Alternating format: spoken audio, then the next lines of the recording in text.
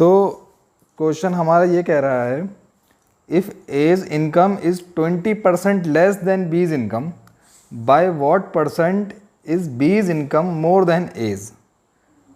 जो ए की इनकम है वो बी की इनकम की 20% लेस है, तो बी की इनकम ए की इनकम की कितनी परसेंट ज़्यादा है।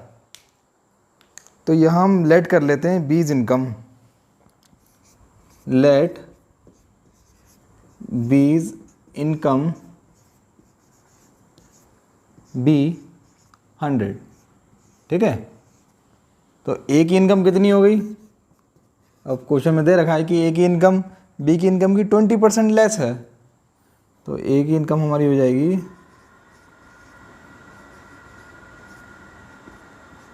100 minus 20%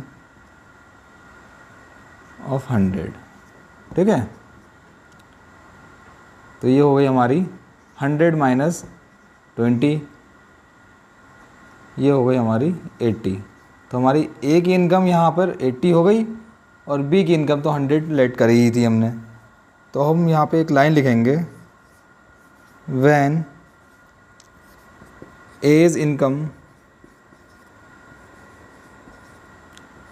is 80 then B's income is 100। जब ए की इनकम 80 थी तो बी की इनकम 100 थी, ठीक है। व्हेन,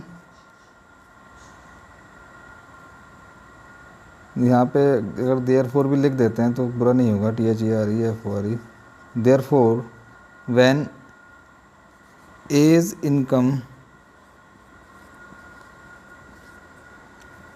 इज़ 100, अब हमने ए की इनकम को 100 ले लिया है, तो बी की इनकम कितनी हो जाएगी, देन बीज इनकम कितनी हो जाएगी 100/80, ठीक है, 100/80 इंटू 100। तो ये हमारी कितनी आ गई 125, ठीक है। अब 100 को हम, ये आ गई हमारी बी की इनकम और ये थी हमारी ए की इनकम। तो पहले हम ए की इनकम को परसेंटेज में कन्वर्ट कराएंगे, परसेंटेज ऑफ एज इनकम, तो ये 100 ही आ जाएगा, 100%, ठीक है, क्योंकि अपॉन 100 आएगा, फिर इनटू में भी 100 आएगा, तो वो कैंसिल होके वही आ जाएगा। तो ये तो हमारा आ गया 100%। अब हम निकालेंगे परसेंटेज ऑफ बीज इनकम,